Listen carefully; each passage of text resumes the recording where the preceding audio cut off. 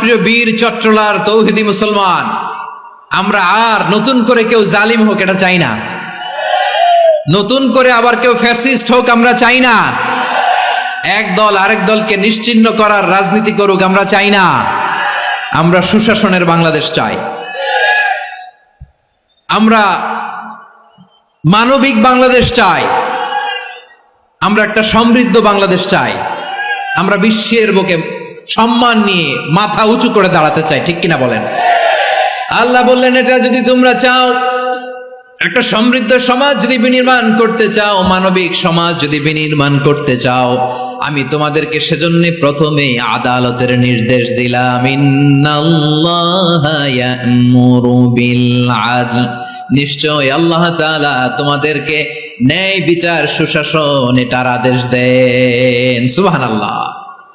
আদাল, ন্যায় বিচারের আদেশ আল্লাহ তাআলা কোরআনের বিভিন্ন আয়াতে দিয়েছেন। আল্লাহ তাআলা বলছেন, ইন্নাল্লাহা ইয়া'মুরুকুম আন তুআদ্দুল আমানাতি ইলা আহলিহা ওয়া ইযা হাকামতুম বাইনান নাসি আন তাহকুমু বিল আদল ইন্নাল্লাহা নি'ম্মা ইয়া'iযুকুম বিহি ইন্নাল্লাহা কানা সামিআন বাসীরা। আল্লাহ তাআলা বললেন,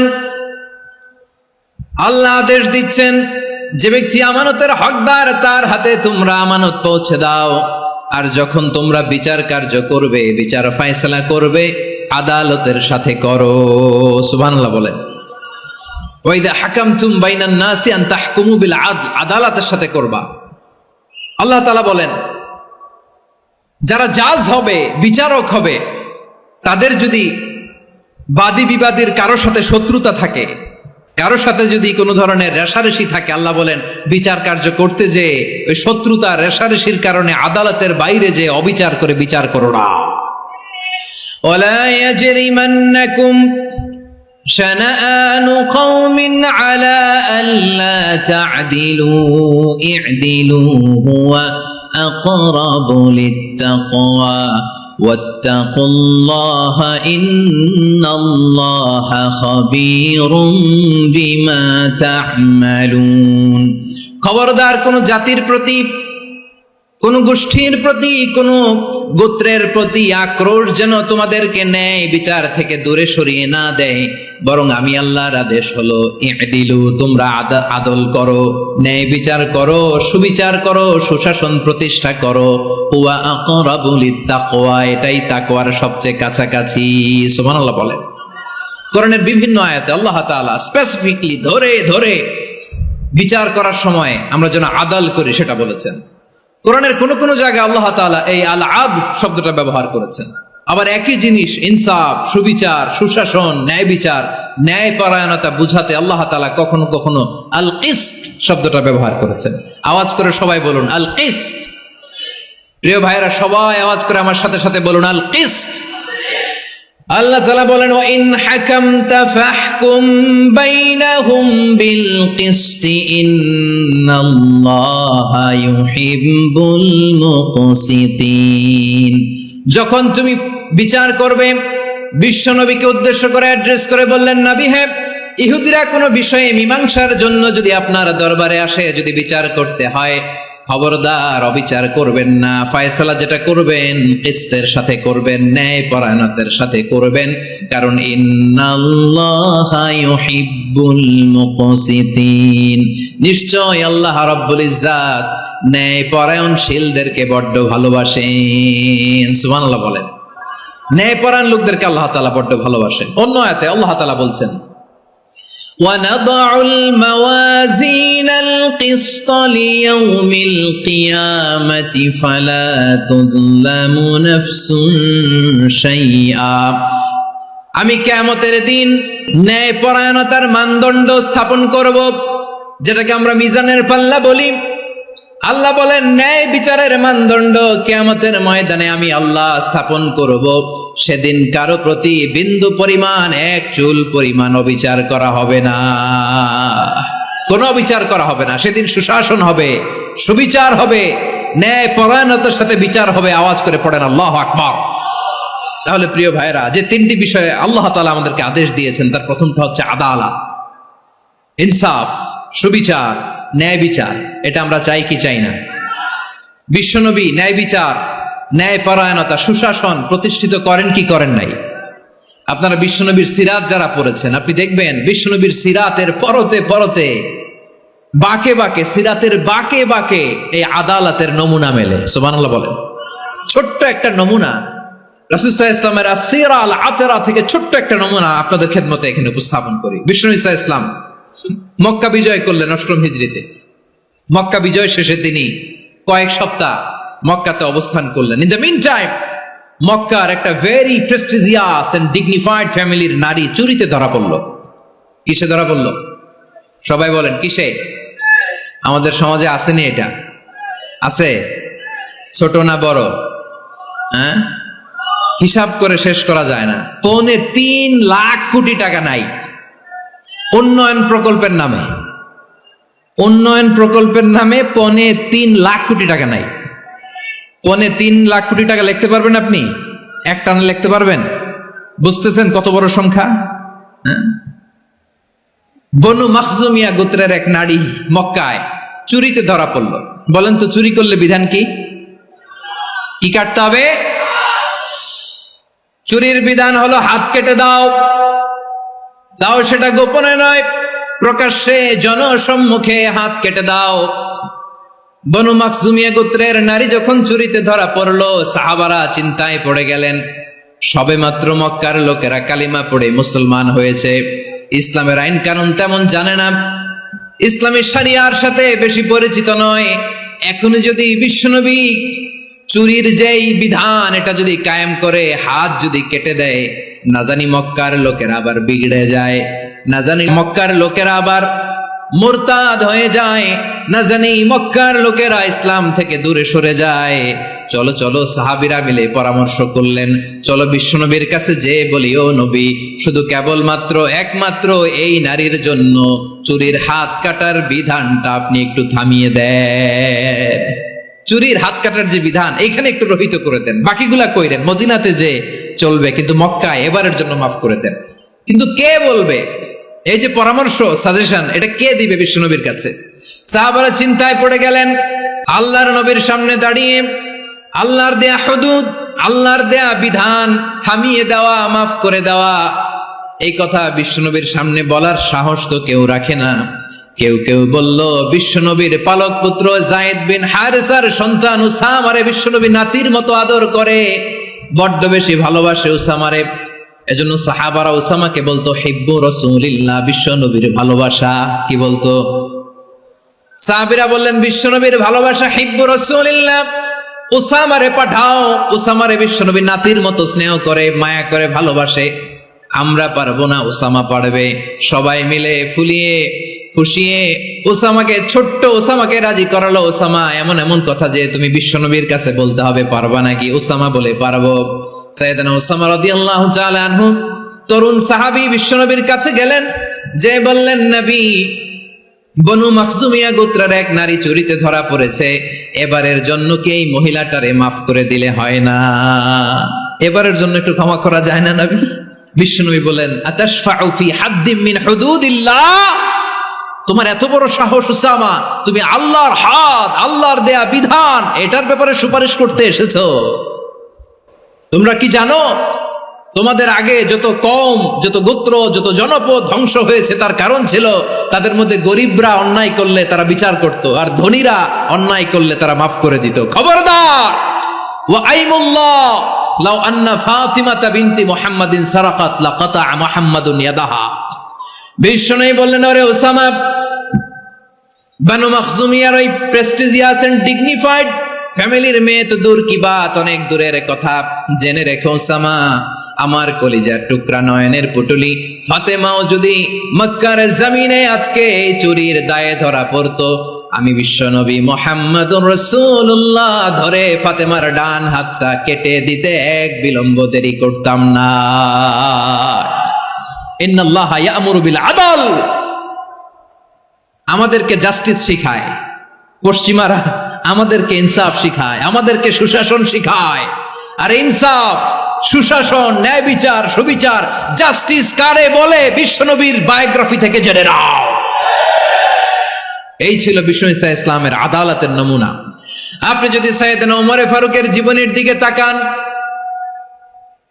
এমন কঠোর, এমন বীর সেনানী ছিলেন। সাইয়েদনা ওমর ফারুক যদি রাস্তার এই মাথা দিয়ে হাঁটা শুরু করতেন, শয়তান ওমর ফারুককে দেখলে ওই রাস্তা রেখে দিয়ে অন্য রাস্তা দিয়ে হাঁটতো।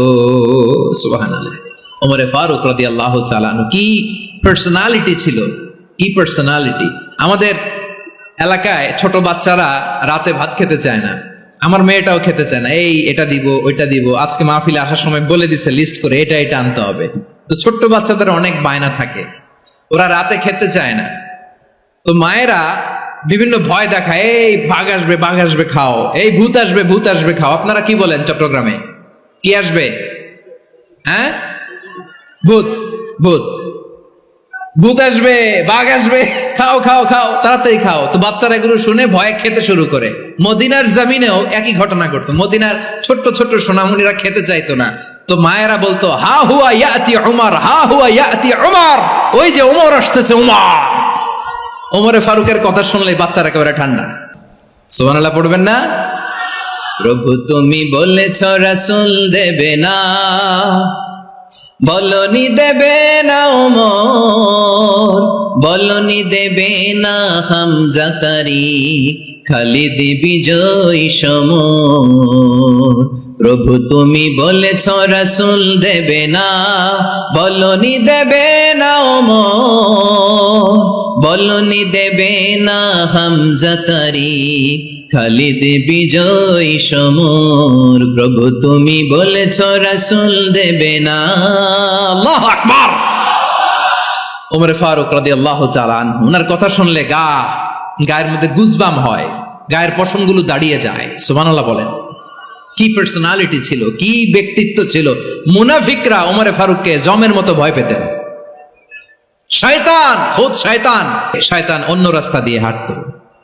ওমর ফারুক রাদিয়াল্লাহু তাআলা আনহুর জীবনে যদি দেখেন, তাহলে সেখানে আপনি আদালতের, ইনসাফের, সুশাসনের, জাস্টিসের নমুনা দেখতে পাবেন। কয়টা শুনবেন? সাইয়েদনা ওমর ফারুকের রাদিয়াল্লাহু তাআলা আনহুর সন্তান আব্দুর রহমান মিশরে মদ খেয়ে মদ্যপ অবস্থায় ধরা পড়েছে। মদ খাওয়ার কারণে, মদ যদি কেউ পান করে আর যদি প্রমাণিত হয়, তার বিচার হলো 80 বেত। আওয়াজ করে বলেন কয় বেত? বাংলাদেশেও তো এই আইন আছে নাকি? বাংলাদেশে আছে? হ্যাঁ, মদ খাইলে 80 বেত, এই আইন বাংলাদেশে চালু হোক। আমরা চাই কি চাই না? চাই সবাই। এজন্যই তো ইসলাম ভাল লাগে না। ইসলামকে ভাল লাগে না। ইসলামকে আউট করে রাখতে পারলেই তো এরকম বড় বড় বোতল খাওয়া যায়। একেবারে সহজ, পানির মতো সহজ হিসাব, একেবারে সহজ। ওমর ফারুক রাদিয়াল্লাহু তাআলা আনহুর ছেলে ভুল করে মদ পান করে ফেলেছিলেন। আব্দুর রহমান, ঘটনা ঘটেছে মিশরে। মিশরের গভর্নর তখন আমর ইবনে আস রাদিয়াল্লাহু তাআলা আনহু। আব্দুর রহমানের ভাই যে গভর্নরকে বলল, গভর্নর যদি একটু দয়া করেন, খলিফার ছেলে আমার ভাই আব্দুর রহমান মদ্যপ অবস্থায় ধরা পড়েছে, জনসম্মুখে যদি আপনি বেত্রাঘাত করেন আমাদের প্রেস্টিজ থাকে না, যদি 80 বেত আপনি মারেন আমার কোনো কথা নাই, কিন্তু ঘরের ভেতরে মারেন। আব্দুর রহমানের ভাইয়ের সুপারিশ শুনে সাইয়েদনা আমর ইবনে আস রাদিয়াল্লাহু তাআলা আনহু রাজি হয়ে গেলেন। ঘরের ভেতরে লোকচক্ষুর আড়ালে 80 বেত তিনি মানলেন। কিন্তু ঘটনাক্রমে এই কথা লুকিয়ে লুকিয়ে ঘরের ভেতরে 80 বেত মারার কথা সাইয়েদনা ওমর ফারুক মদিনা থেকে জানতে পারলেন। মদিনা থেকে তিনি ফরমান জারি করলেন, এই বিচার যেমনটি আমর ইবনে আস আদায় করেছে, এটা প্রকৃতপক্ষে আদায় হয় নাই। আসো সবাই মদিনায় আসো, আমর ইবনে আস মদিনায় আসো, আব্দুর রহমানও আসো, সবাই আসো, জনসম্মুখে এই বিচার কার্যকর করতে হবে। সাইয়েদনা ওমর ফারুক মসজিদে নববীর পিলারের মধ্যে নিজের ছেলেকে বাঁধলেন, আবার জনসম্মুখে 80টা বেত তার গায়ের মধ্যে মারলেন। মাজমুয়ে ফাতাওয়া ইবনে তাইমিয়া রাহিমাহুল্লাহ উনি এটা নকল করেছেন। এটা সবচেয়ে বিশুদ্ধ মত। আরো অনেক মত আছে, মারা গেছে কবরের উপর, ওগুলো বাদই দিলাম। কেমন খলিফা ছিলেন, এমন খলিফা, পশ্চিমারা তোমরা জাস্টিস আমাদেরকে শেখাও, ইনসাফ কারে বলে, সুশাসন আমাদেরকে তোমরা শিখাও। ওমরে ফারুক রাদিয়াল্লাহু তাআলা আনহু ওইটাকে, ওই বিচারকে তিনি ধর্তব্য মনে করেন নাই। মদিনাতে এনে আবার জনসম্মুখে আবার 80 বেত মেরেছেন। মিশরে ওমরে ফারুক রাদিয়াল্লাহু তাআলা আনহু আমর ইবনুল আসকে গভর্নর করে পাঠালেন। সেখানে আমর ইবনুল আসের ছেলে একটা প্রতিযোগিতায় রানার আপ হয়েছে। এক মিশরি সেখানে চ্যাম্পিয়ন হয়েছে। রানার আপ বুঝতে পেরেছেন তো? রানার আপ সেকেন্ড হয়েছে, এক মিশরি হয়েছে চ্যাম্পিয়ন প্রথম। কিন্তু গভর্নরের ছেলে ও জিততে পারে নাই। ও রাগে ওই মিশরির গায়ের মধ্যে কয়েকটা লাঠি দিয়ে বাড়ি মেরেছে। মিশরি যে মদিনাতে ওমরে ফারুকের কাছে বিচার দিলেন, আপনার গভর্নরের ছেলে অন্যায়ভাবে আমার গায়ে হাত তুলেছে। সাইয়েদনা ওমরে ফারুক আবার ফরমান জারি করলেন, আসো মদিনাতে আসো। মিশরীকে ডাকলেন। ওই মিশরের গভর্নর আমর ইবনুল আস রাদিয়াল্লাহু তাআলা আনহুকে ডাকলেন, তার ছেলেকেও ডাকলেন। সবাই বসে রইল। আমর ইবনুল আস রাদিয়াল্লাহু তাআলা আনহু মাথা নিচু করে বসে আছেন, লজ্জায় কাচুমাচু। হায় হায়, আজকে আমার ছেলের কারণে আমিরুল মুমিনিন খলিফাতুল মুসলিমিন ওমরে ফারুকের কাছে আমি জনসম্মুখে লজ্জিত হচ্ছি। সাইয়েদনা ওমরে ফারুক বললেন, এই নাও লাঠি, গভর্নরের ছেলে তোমার মাথার মধ্যে যতগুলো বাড়ি মেরেছে, আজকে জনসম্মুখে তুমি অতগুলা বাড়ি মারো। মিশরি বলে, থাক, আপনি যে ডেকে আনছেন সবার সামনে এটা বলছেন, এতেই আমি খুশি। আল্লাহু আকবার। আপনার মহানুভবতা দেখে আমি খুশি, আর অপমানের দরকার নাই। ওমরে ফারুক বলে, না, খবরদার, এই কথা মিশরি তুমি বলো না, মারো, যতগুলা বাড়ি মেরেছে মারো। বাধ্য হয়ে মিশরি আমর ইবনুল আসের সামনে ওনার কলিজার টুকরা সন্তানের মাথার মধ্যে বাড়ি মারতে আরম্ভ করলেন। ঠিক যতগুলা বাড়ি গভর্নরের ছেলে আমর ইবনুল আসের ছেলে মিশরীর গায়ে মেরেছিল, মাথায় মেরেছিল, মিশরি গুনে গুনে ততটা মারলেন। এই দৃশ্য দেখে ওমরে ফারুক রেগে মেগে আগুন, রাগের চোটে রাগ সামলাতে না পেরে, আর নিজেকে সামলাতে না পেরে মিশরীরে বললেন, ছেলেরে মারা শেষ হয়ে গেলে এবার বাবার টাক মাথার মধ্যে কয়েকটা বাড়ি মার। রাগের চোটে, আউট অফ অ্যাঙ্গার, রাগের চোটে, যে আমার পাঠানো গভর্নর আমর ইবনুল আস তার ছেলেকে কেন আদব তারবিয়া কেন শিক্ষা দিতে পারে না। ছেলেরে মারা হইলে এবার আমর ইবনুল আসের মাথার মধ্যে দুইটা মারো। এটা রাগে বলেছেন, এটা শাস্তি হিসেবে না। সুবহানাল্লাহ পড়ে। তোমরা আমাদেরকে সুশাসন শিখাও, আমাদেরকে সুশাসন শিখাও। বিশ্বনবী বলেন, আদল এটা যেন তেন বিষয় না, এটা দিয়েই মানবিক সমাজ গড়তে হবে। আল্লাহ তাআলা কিয়ামতের কঠিন ময়দানে, যেদিন স্বামী স্ত্রীকে চিনবে না, স্ত্রী স্বামীকে দেখে পালিয়ে যাবে, বন্ধু বন্ধুরে চিনবে না, পীর সাহেব মুরিদরে চিনবে না, মুরিদ পীর সাহেবরে চিনবে না, দলের কর্মী তার নেতারে চিনবে না, নেতা তার কর্মীরে চিনবে না, বন্ধু বন্ধুরে দেখে পালাবে। এই কঠিন মুহূর্তে সূর্যটা মাথার কাছে চলে আসবে, জমিনটা তামার জমিন হবে, আজকের জমিনের মতো নয়। মানুষ ঘর্মাক্ত, ক্লান্ত, শ্রান্ত মাথার মগজগুলো কানের ছিদ্র আর নাকের ছিদ্র দিয়ে বেয়ে বেয়ে পড়বে। বিশ্বনবী ফরমান, কিয়ামতের ওই কঠিন ময়দানে 7 শ্রেণীর ব্যক্তিকে রব্বুল আলামিন তার আরশের নিচে ছায়া দিবেন। তার মধ্যে প্রথম শ্রেণীর ব্যক্তি হলো ইমামুন আদিল। ইমামুন আদিল, ন্যায়পরায়ণ শাসক, যে ইনসাফের সাথে বিচার করে, যে জাস্টিস সমাজে সার্ভ করে, যে সুশাসন নিশ্চিত করে, ওই ইমামুন আদিল। আদিল শব্দটা বুঝছেন না? ইন্নাল্লাহা ইয়া'মুরু বিল আদল। পাইছেন? আদিল। 7 শ্রেণীর ব্যক্তিকে আল্লাহ তাআলা সুশীতল আরশের নিচে ছায়া দিবেন, যেদিন তার দেয়া ছায়া ছাড়া কোনো ছায়া থাকবে না। এর প্রথম হচ্ছে ইমামুন আদিল, ন্যায়পরায়ণ শাসক। চিল্লায় বলেন সুবহানাল্লাহ।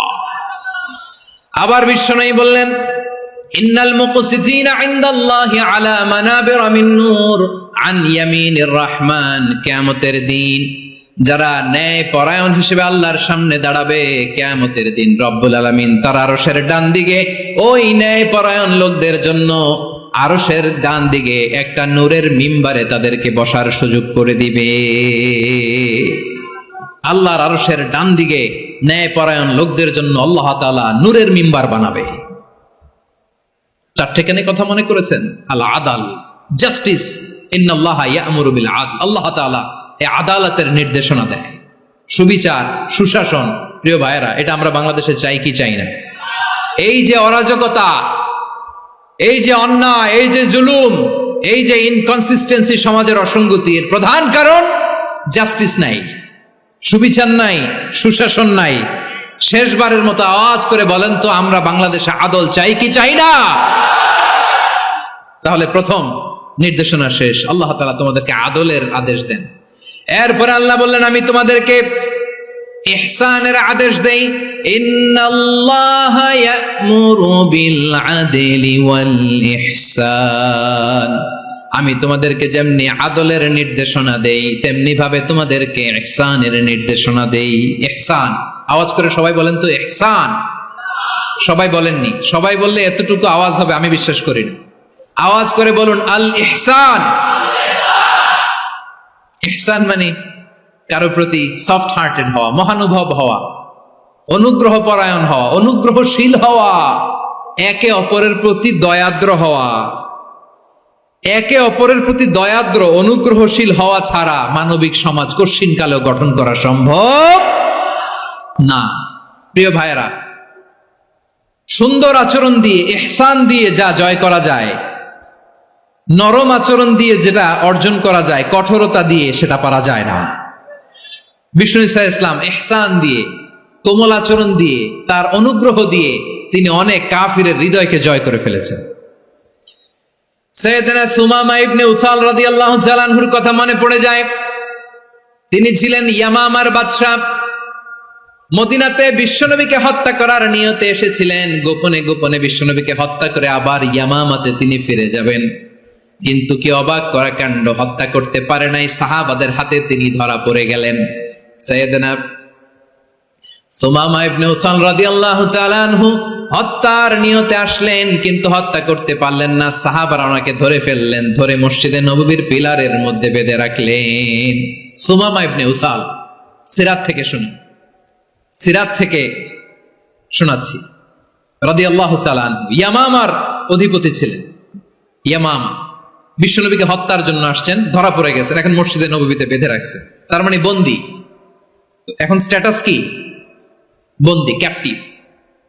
বিষ্ণু ঈসা ইসলাম সাহাবাদেরকে বললেন, তার খোঁজ খবর নিও, সুমামা ইবনে উসালের খোঁজ খবর নিও। সাহাবারা বলেন, ইয়া রাসূলুল্লাহ, আপনাকে হত্যা করতে এসেছে, তার তো কঠিন ক্যাপিটাল পানিশমেন্ট হওয়া দরকার, কঠিন শাস্তি হওয়া দরকার। বিশ্বনবী বললেন, না, আমি যেটা জানি তোমরা সেটা জানো না, তোমরা সুমামার সাথে ভালো আচরণ করো। বিশ্বনবী সুমামার কাছে গেলেন। প্রথম দিন যে তিনি কালেমার দাওয়াত দিলেন, ইমানের দাওয়াত দিলেন, ইসলামের দাওয়াত দিলেন, রিসালাতের দাওয়াত দিলেন, আখিরাতের দাওয়াত দিলেন। পরের দিন যে বিশ্বনবী সালাতের দাওয়াত দিলেন, যাকাতের দাওয়াত দিলেন, ইসলাম কি, কিভাবে, কেমন করে পালন করতে হয় চমৎকার আর্টিকুলেট করতে শুরু করলেন। তন্ময় হয়ে সুমামা ইবনে উসাল রাদিয়াল্লাহু তাআলা আনহু বিশ্বনবীর কথাগুলো শুনতে আরম্ভ করলো। একদিন নয়, 2 দিন নয়, টানা 3 দিন বিশ্বনবী সুমামার কাছে ইসলামকে প্রেজেন্ট করেছেন, উপস্থাপন করেছেন। আওয়াজ করে বলেন, কয় দিন? 3 দিন। 3 দিন মসজিদে নববীতে বাঁধা।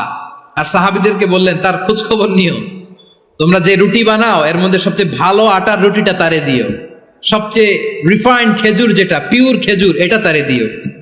আর বিশ্বনবী নিজের উট থেকে দুধ দহন করে ওনার বাড়ির এক কর্মচারীকে বলেছেন, দুধ দহন করে সুমামার জন্য নিয়ে যেও। সুবহানাল্লাহ পড়বেন না? সবাই তো অবাক, ইয়ামামা থেকে আসছে নবীকে হত্যা করতে, বিশ্বনবী দেখে তারে জামাই আদর করে, তাকে মজার মজার খাবার দিও, দুধ দিও, আদর আপ্যায়ন করো। 1 দিন নয়, 2 দিন নয়, টানা 3 দিন বিশ্বনবী এভাবে সুমামার কাছে যে ইসলামকে প্রেজেন্ট করতে আরম্ভ করলেন, ইসলামকে উপস্থাপন করতে শুরু করলেন। আর তাকে চমৎকার এন্টারটেইনমেন্ট, আপ্যায়ন দিতে আরম্ভ করলেন। টানা 3 দিন যখন ইসলামের দ্য বিউটিজ অফ ইসলাম, ইসলামের সুমহান বাণী, সৌন্দর্য তার কাছে উপস্থাপন শেষ, বিশ্বনবী বললেন সাহাবাদেরকে, যাও এবার সুমামার হাতের পায়ের রশি দুটো খুলে দাও। সাহাবারা বললেন, ইয়া রাসূলুল্লাহ, কি বলেন আপনি? ও তো হত্যাকারী, সুযোগ পায় নাই, আপনারে মারতে পারে নাই, ছেড়ে দিলে আবার ও আপনার উপর তলোয়ার নিয়ে ঝাঁপিয়ে পড়বে। নবী, এই সিদ্ধান্ত আপনি নিতে যাবেন না। বিশ্বনবী বললেন, যেটা বলেছি সেটা করো, সুমামার রশিগুলো ছেড়ে দাও। সুমামার হাতে পায়ের রশিগুলো যে তোমরা খুলে দাও। সাহাবারা তর্ক জুড়ে দিলেন, লা ইয়া রাসূলুল্লাহ, এমনটা করবেন না, তো ভয়ঙ্কর ভয়ঙ্কর খুনি, কি জানি কি হয়ে যায়। বিশ্বনবী বললেন, না, তার হাতে পায়ের রশিগুলো খুলে দাও। সাহাবারা বিশ্বনবীর কথা মতো তার হাতে পায়ের রশিগুলো খুলে দিল। সুমামা মুহূর্তের মধ্যে মসজিদে নববী থেকে বের হয়ে ইয়ামামায় ফিরে না যে মসজিদে নববীর পাশে একটা খেজুর বাগান ছিল, সেখানে চলে গেলেন। সেখানে একটা ছোট্ট কুয়া ছিল, কুয়ার পানি দিয়ে তিনি গোসল করলেন। সুবহানাল্লাহ পড়েন। কুয়ার পানি দিয়ে গোসল করে মসজিদে নববীর সামনে এসে বিশ্বনবী এবং সাহাবাদের সামনে দাঁড়িয়ে সাব্বাবা উঁচু করে বললেন, আশহাদু আল্লা ইলাহা ইল্লাল্লাহ ওয়া আশহাদু আন্না মুহাম্মাদান আবদুহু ওয়া রাসূলুহু। আল্লাহু আকবার। আমি সাক্ষ্য দিচ্ছি আল্লাহ ছাড়া কোনো ইলাহ নাই, আর মুহাম্মদ আল্লাহ তাআলার প্রেরিত বান্দা এবং রাসূল। প্রিয় ভাইরা, ইহসান দিয়ে যা জয় করা যায়, কঠোরতা দিয়ে সেটা কঠিনকালেও জয় করা যায় না। আওয়াজ করে বলেন ঠিক কি না? এবার সুমামা দাঁড়িয়ে বলে, ওগো নবী, আমি তো কালিমা পড়ে মুসলমান হয়ে গেলাম, এবার শোনেন, এই মুহূর্তের আগে আপনার চেহারার চাইতে নিকৃষ্ট কোনো চেহারা আমার কাছে ছিল না, কিন্তু শাহাদা পাঠ করার পরে আপনার চেহারার চাইতে উত্তম শ্রেষ্ঠ কোনো চেহারা আমার কাছে আর নাই। ও নবী, আজকের দিনের আগে ইসলাম ধর্মের চেয়ে নিকৃষ্ট অপছন্দনীয় কোনো ধর্ম আমার কাছে ছিল না, কিন্তু এই মুহূর্ত থেকে ইসলামের চেয়ে সেরা শ্রেষ্ঠ পছন্দনীয় কোনো ধর্ম আমার কাছে নাই। নবী গো, আজকের দিনের আগে মদিনার চাইতে অপছন্দনীয় নিকৃষ্ট কোনো শহর আমার কাছে ছিল না, কিন্তু এই মুহূর্তের পর থেকে মদিনার চাইতে কোনো শ্রেষ্ঠ শহর আমার জানা নাই। সে ছিল গমের বড় ডিলার, গম বেচতো। কি বেচতো? তার গম কিনে মক্কার লোকেরা রুটি খাইতো। সে ঘোষণা দিল, আজকে থেকে মক্কাবাসীদের জন্য সব গম আমি হারাম করে দিলাম, মক্কাবাসী এখন না খেয়ে মরে। সুবহানাল্লাহ পড়বেন না? মক্কাবাসী বিশ্বনবীর কাছে আসলেন, এসে বললেন, মুহাম্মদ, আমরা তো তোমার ভাই, তোমার চাচা, তোমার ভাতিজা, তোমার আত্মীয়, তুমি সুমামারে বলো সে যেন আবার গমের সাপ্লাই মক্কার জন্য অনুমতি দিয়ে দেয়। বিশ্বনবীর অনুমতি ক্রমে সুমামা আবার মক্কাতে গম পাঠাতে শুরু করলো। পড়েন সুবহানাল্লাহ। ইহসান, ইহসান দিয়ে আপনি যেটা জয় করতে পারবেন, you can win the heart of your enemies. ইহসান দিয়ে আপনি আপনার শত্রুর হৃদয়কে জয় করতে পারবেন। আওয়াজ করে বলেন ঠিক কি না? এজন্য আল্লাহ বললেন, ওয়া আনফিকু ফি সাবিলিল্লাহি ওয়া লা তুলকু বিআইদিকুম ইলাত তাহলুকা ওয়া আহসিনু ইন্নাল্লাহা ইউহিব্বুল মুহসিনিন। তোমরা আল্লাহর রাস্তায় দান করবে আর নিজেরা নিজেদেরকে ধ্বংসের হাতে ঠেলে দিও না। তোমরা একে অপরের প্রতি ইহসান করবে, কারণ ইহসানকারীদেরকে আল্লাহ বড্ড ভালোবাসেন। সুবহানাল্লাহ পড়েন। আবার সূরা রহমানে আল্লাহ বললেন, হাল জাযাউল ইহসানি ইল্লাল ইহসান ফাবিআইয়ি আলা, সবাই পড়েন, ফাবিআইয়ি আলাই রাব্বিকুমা তুকাযযিবান। ইহসানের প্রতিদান হিসেবে ইহসানি হয়। বিশ্বনবী সুমামার প্রতি যেমন ইহসান করেছেন, সুমামাও ঠিক তেমন ইহসান ফিরিয়ে দিয়েছে। ঠিক কিনা বলেন? তাহলে এক নম্বরে হচ্ছে আদ, ন্যায় বিচার। দুই নম্বরে সবাই বলেন ইহসান, সদাচরণ। ইহসান দুই ধরনের প্রিয় ভাইরা, ইহসান ফিল ইবাদা, ইহসান ফিল মুআমালা। ইহসান ফিল ইবাদা হচ্ছে একাগ্র অনুভবে ইবাদতে ডুব দেওয়া, এর নাম ইবাদতের ইহসান। সুবহানাল্লাহ পড়ে। বিশ্বনবী বলেন ইহসান মানে কি জানো নাকি? হাদিসে জিবরিলে সাইয়েদনা জিবরিল আলাইহিস সালাম বিশ্বনবীকে বললেন, আখবিরনি আনিল ইহসান। নবী আমাদেরকে বলেন ইহসান মানে কি? বিশ্বনবী বললেন, আনতা আবুদাল্লাহা কাআন্নাকা তারাহু ফাইন লাম তাকুন তারাহু ফাইন্নাহু ইয়ারাক। ইহসান মানে হলো এমন ভাবে তুমি আল্লাহর সামনে নিজেকে উজাড় করে ইবাদত করবে, তুমি ভাববে তুমি আল্লাহকে দেখতে পাচ্ছ। আর এটা যদি ভাবা তোমার জন্য কঠিন হয়ে যায়, অন্তত এতটুকু তুমি ভাববা যে আল্লাহ তোমাকে দেখতে পাচ্ছেন। ঠিক কিনা বলেন? ও আমার বীর চট্টলার ভাইয়েরা, কেউ যেটা দেখে না সেটা দেখে কে? এই বিশ্বাস হৃদয়ের মধ্যে আছে? নামাজে যখন দাঁড়ান এই ফিলিংসটা আনা যাবে?